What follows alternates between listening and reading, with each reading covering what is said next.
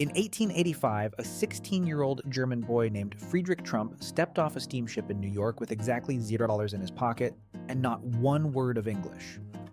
40 years later, his family owned an empire. He wasn't special. He just knew the hustles we've all forgotten. Between 1880 and 1924, over 20 million immigrants poured through Ellis Island. Most arrived with less than $20. Yet within a single generation, thousands built fortunes that still echo through American business today. They didn't have degrees, they didn't have credit, they had something better.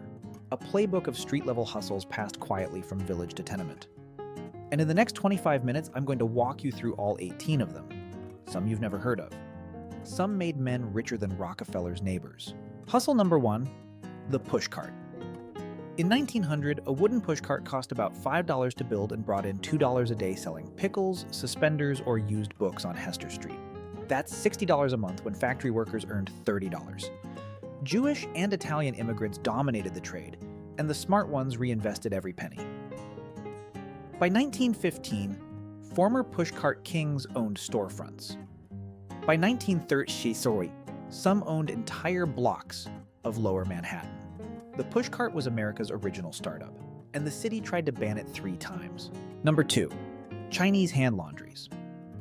After the railroads laid off Chinese workers in the 1870s, many turned to laundry, a trade white Americans considered women's work. The math was brutal but beautiful. A shirt cleaned for 10 cents, 200 shirts a day, 6 days a week. That's $120 a month per laundry, with rent under $15. By 1920, there were 7,500 Chinese laundries in New York alone. Families pooled profits, sent children to college, and quietly funded the first wave of Chinese-American doctors and lawyers. Number 3, Italian ice vendors. Long before Mr. Softy, Sicilian immigrants hauled blocks of ice up tenement stairs and shaved them into lemon ices sold for a penny.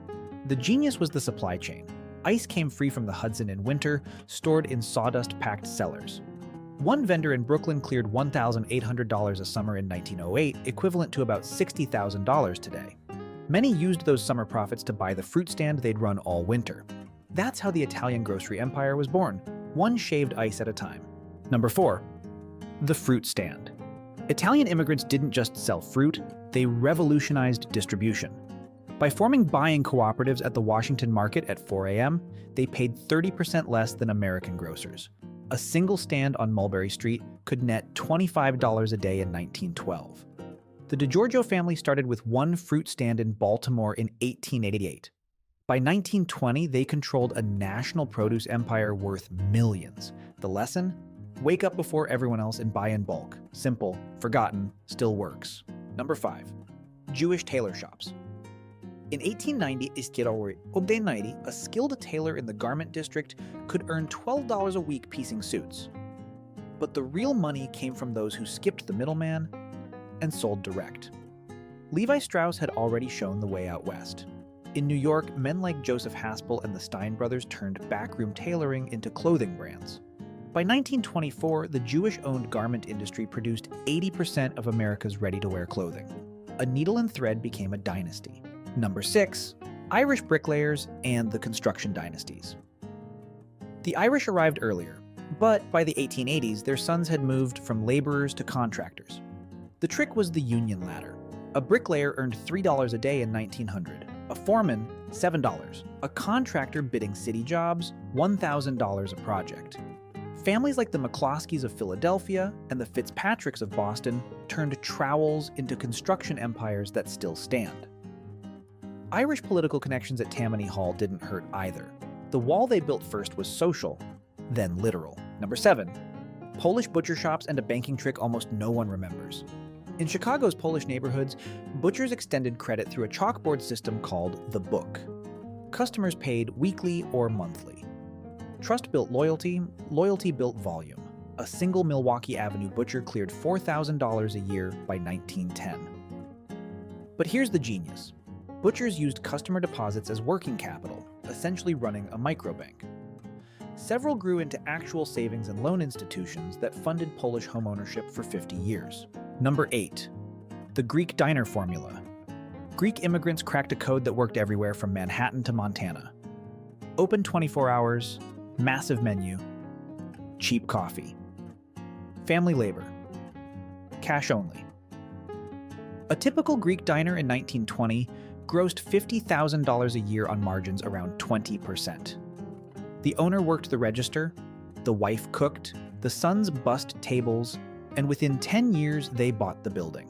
By 1950, Greeks owned over 70% of all diners in the Northeast. The formula was never written down. It was just lived. Number 9. Scandinavian fishing cooperatives on the Great Lakes. Norwegian and Swedish immigrants brought a radical idea to Minnesota and Wisconsin: shared boats, shared catches, shared profits. By pooling resources, a co-op of 12 fishermen could afford a steam trawler that would have taken one man 20 years to buy. In 1915, the Booth Fisheries Cooperative Network moved $2 million in whitefish annually. Members earned roughly triple what a solo fisherman made. The co-op model spread to dairy, grain, and eventually became the backbone of Midwest agriculture. Number 10. Lebanese and Syrian peddlers. Arriving in the 1890s, they carried suitcases of lace, linens, and notions door to door across rural America.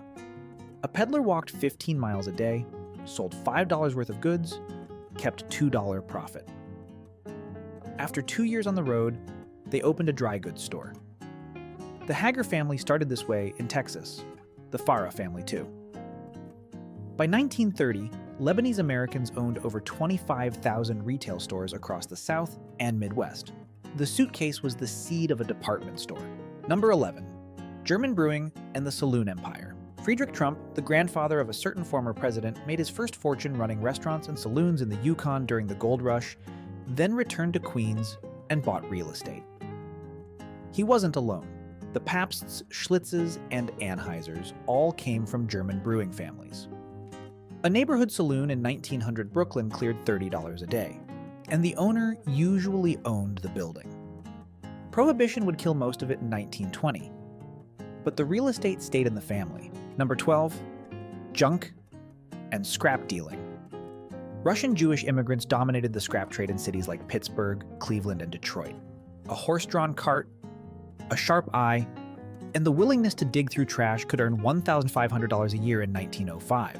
Sound humble, the Hammer Mill paper, the Newhouse newspaper empire, and yes, the early Capone family money all touched scrap and salvage.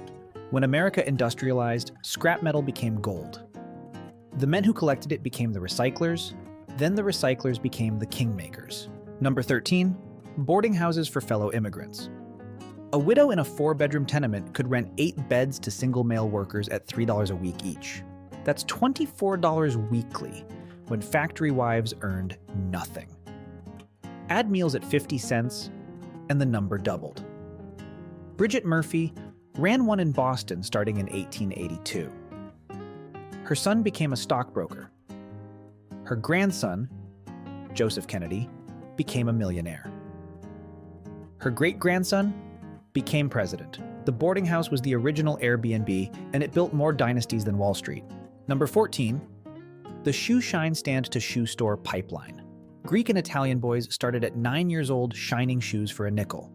A busy corner near Wall Street produced $4 a day in tips. Smart operators rented multiple stands, hired younger cousins, and by age 25 had enough capital to open a shoe repair shop. From there, a small shoe store. By 1930, immigrant-owned shoe businesses dominated entire cities. It started with a wooden box and a brush. Number 15.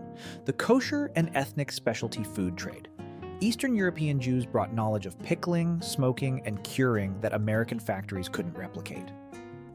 A single Lower East Side appetizing store like Russ & Daughters, founded in 1914, started as a push cart and became a 4-generation institution. Katz's Delicatessen, founded 1888, the same. Margins on smoked fish ran 300%. When you owned the only place in town that sold something authentic, you set the price. That's a moat no corporation could cross, until refrigerated trucking arrived. Number 16. Japanese truck farming in California. Before they were unjustly interned, Japanese immigrants turned California's marginal land into America's salad bowl. Using intensive techniques from home, they grew strawberries, lettuce, and celery at yields 3 times higher than white farmers. By 1920, Japanese farmers controlled less than 1% of California farmland, but produced 10% of its crop value. The alien land laws and later internment crushed this empire, but for 30 years it was one of the most profitable hustles in America. Number 17, the funeral parlor business. Death was one industry no one wanted to discuss, which made it perfect for immigrants willing to do uncomfortable work. Italian, Irish, and Jewish funeral homes served their own communities exclusively. A single funeral in 1915 generated $200 profit, equivalent to 2 months of factory wages. Family-run parlors became cornerstones of ethnic neighborhoods, often the second wealthiest business after the church. Many still exist today, 4 generations later, still owned by the same families. Number 18. The immigrant moneylender. Banks wouldn't lend to immigrants, so immigrants lent to each other.